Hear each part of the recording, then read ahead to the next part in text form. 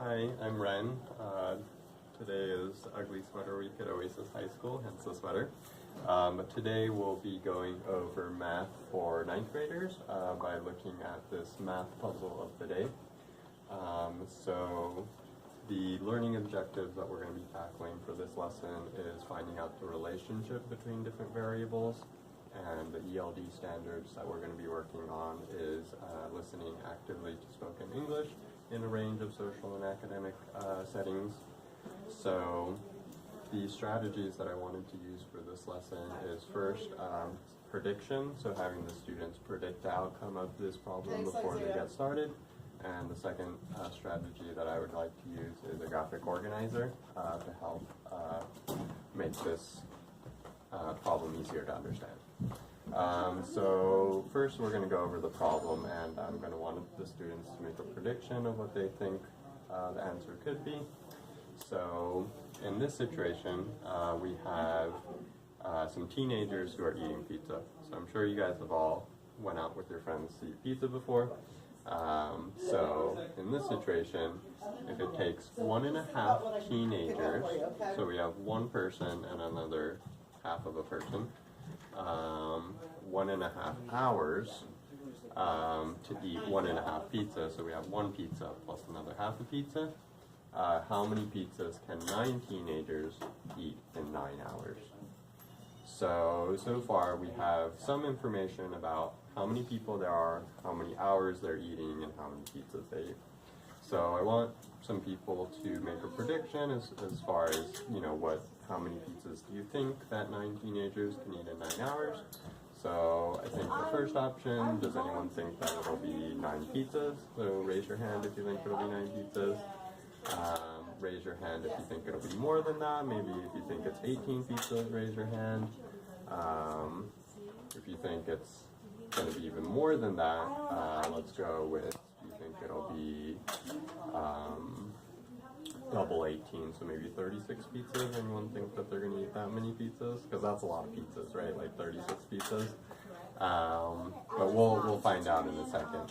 So I think the best way to break this down is by using a graphic organizer to kind of show the relationship between the different variables that we have going on here. So right now we have teenagers, if I can spell teenagers.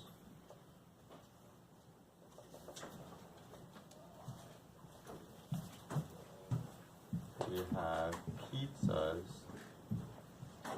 and we have hours. So right now we have 3 categories.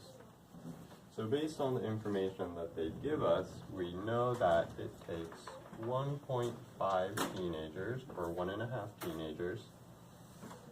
It takes them 1.5 hours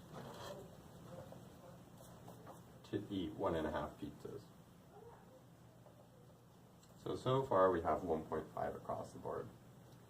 So the one thing that we should probably think about next, and maybe some of you have already thought about this, is you can't really have 1.5 teenagers, right? You can either have 1 teenager or you can have 2 teenagers, but you can't have half a person or half a teenager.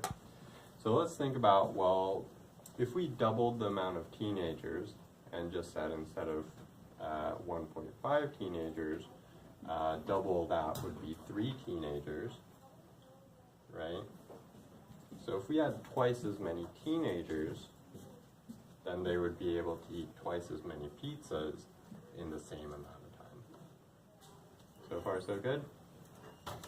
So now that we got a whole number of people, it's a little bit easier to think about, because now that we have 3 teenagers, we could easily go to 9 teenagers. So how many times more teenagers would you have to get 9 teenagers? You would have to multiply by 3, right? So if we multiply this by 2, which doubled the amount of pizzas. So if we triple the amount of teenagers, it should also triple the amount of pizzas that they can eat. World history. So again, 9 pizzas. Is this your book? But they still only have 1.5 hours to eat those pizzas, right? And then what other So far, we have 9 teenagers can eat 9 pizzas. But you need an answer key, right? But what they're asking for here is how many pizzas can 9 teenagers eat in 9 hours? So we have 9 teenagers, so Yeah, now looks we like need that. 9 hours. So in order to get 9 Thanks so hours, much, we're going to Tracy, have to really start appreciate it. multiplying the You can just sit 1.5 right as next well. to the line. So we can first double the amount of hours. So if you doubled the amount of hours, but you kept the number of teenagers the same, then they would eat twice as many pizzas. So you have 18 pizzas for 9 people in 3 hours. So we're getting close. We're almost at 9 hours. So in order to get the 9 hours, we would have to take our hours and multiply it by another 3 to get those 9 hours. So again, we still have the same amount of people, but if they have 3 times as much time available to eat the pizza, then they'd be able to eat 3 times as many pizzas. So let's find out what 18 times 3 is. So we have 3 times 8, it's 24. So we're going to put the 4, carry the 2. 3 times 1 is 3, plus 2 is 5, which puts us at 54 pizzas for 9 teenagers in 9 hours. Sounds like some people are gonna get super sick.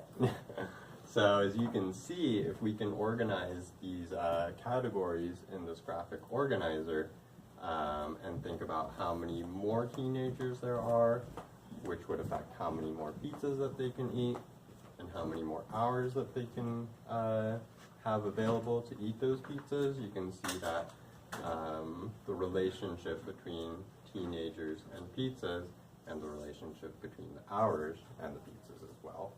So using a graphic organizer is a great way to organize information if you're not sure how they're related to each other, especially if you just look at this problem.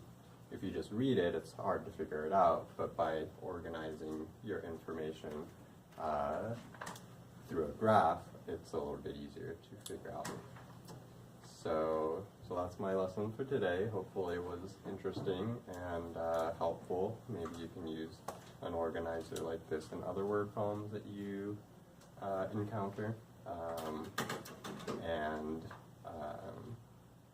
I guess the last thing is, I don't think anybody guessed 54 pizzas, right? I think we had some people who thought it was 9 pizzas, some people who thought it was 18 pizzas, and some people who thought it was 36 pizzas. But I don't think anybody got to 54. So that's a pretty big number, but it's always good to guess beforehand just so you have an idea of what it could be, and then you can compare that to what your final answer will be. So thanks for watching, and I'll see you guys next time.